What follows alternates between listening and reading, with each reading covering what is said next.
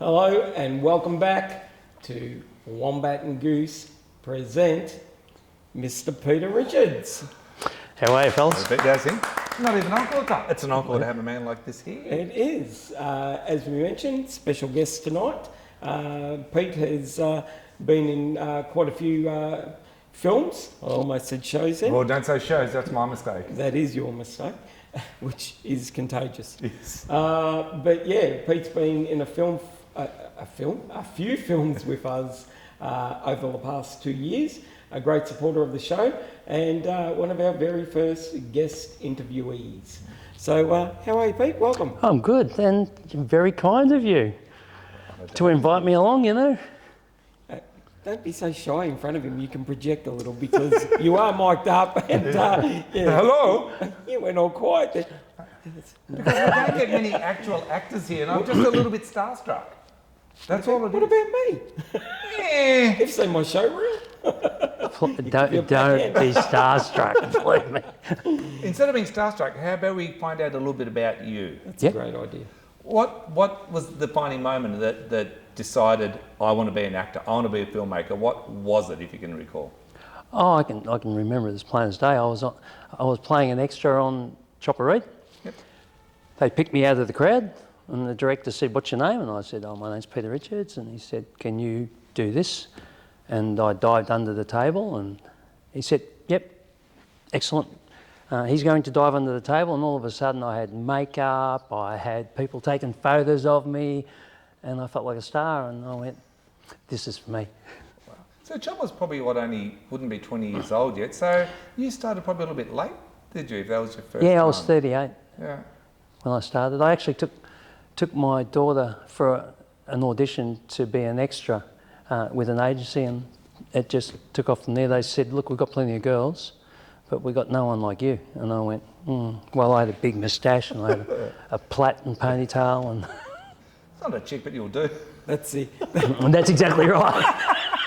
that's the bikey element coming through there. Absolutely. A little bit. So where did you sort of go to school, like formally trained? Did you sort of just go, like, you're a big fan of the people who just go, you know what, I'm just going to do it? Do you know, I just did it, and I was an extra, and I signed up with the agency. It was Central Talent back then, and I signed up with Michael, and I was with them for a while, and I had lots of extra work. And then I had a man come up to me at work in Geelong. I was working at Retrovision, and he said, "I saw you on Blue Heelers." He said, "That was you, wasn't it?" And I said, "Yeah." And I was just an extra, and he said, "Do you want to be an extra or do you want to be an actor?" And I said, "Oh, I want to be an actor." And his name was John McGlynn, and he had an acting school called Screen Actors Australia. And I said, "Yeah, I might try this out." And he said, "Come for the first lesson and see if you like it." And I was with him for over 10 years. Wow. Yeah, and we had a lot of good fun. And a lot of the actors that are out there now are from that studio. It is That's Screen good. Actors, Yeah. it's huge, yeah. So they're still going, Screen Actors? Screen Actors are still going. Right, I don't know how well. I owned a Screen Actors studio myself for a while Oh. in Ocean Grove, and I had kids on Neighbours and stuff. Good stepping stones. Yeah, which is sad about Neighbours going, because that well, was our stepping stone. Yeah, exactly. And really, what else have we got going in Australia at the moment? Yeah, well, Jan Russ, she was the casting director there, Yep. and she discovered Kylie Minogue, Jason Donovan, all Pete those, Richards. Guy Pearce. No, not Pete Richards. Well, I was on there later. Yes, and that was. We'll actually see if we can get the little excerpt in here of showing Pete with Colette Mann doing a very creepy scene. But it was very good. It was one of the first things when I was checking out your show reel and all that sort of thing, and I had a bit of a chuckle at that. It was good. Yeah, it was only a short piece, but very meaningful. So it sounds like you've been around for a while. Yeah, I've done a bit. How many shows have you, how many films have you done? How many docos have you done? Because you've been on our films and our docos. Look, I've made my own docos, as you know. Yeah. That was a COVID doco. I made that in just over 30 minutes. Yeah, that's insane. With the help of a script from a young fella. It's called Travelling Light. That doco. It's but yeah, I've been in a couple docos. docos. Screened it, was it? It was Gumpy, wasn't it? It was Gumpy. It was Gumpy, the homeless man. That's right. I've added music and stuff to it now. Oh, good, Yeah, so it's come up pretty well. And yeah, I've been in a couple docos. There's a doco coming up, which Luke Robson did, and yeah, Luke is a fantastic director. We're still waiting on Luke. If you're watching this episode, we're still waiting on that collaboration. And guess what? Yes. I spoke to Luke the other day, and he asked me, when are we going to do it? Ah, good, because I actually spoke to him as well. Look at his old chatty. He told me you did. That's good, yeah. So, and you're a Geelong boy? Yep, I'm a Geelong boy. I lived there since I was a kid. And some people say being in Geelong is a disadvantage. I think it's an advantage. What would someone say? It's not the opportunities, or they say that the opportunity, because you've got to drive to Melbourne. You know, give me an audition and I'll drive to Sydney. Yeah. You know. And you've helped a lot of people out over the time. You helped Bruce's daughter out. Yeah, you know, that's one of the things I love about, at my age, I can actually do that. Yep. And financially, and I'm an actor, that's all I do. I just live on acting. Yeah. And occasionally I get asked to do things. Yeah. And if it's the right thing and I feel it's the right thing, I'll do it for nothing. I just did a music video for Charlie Wilde.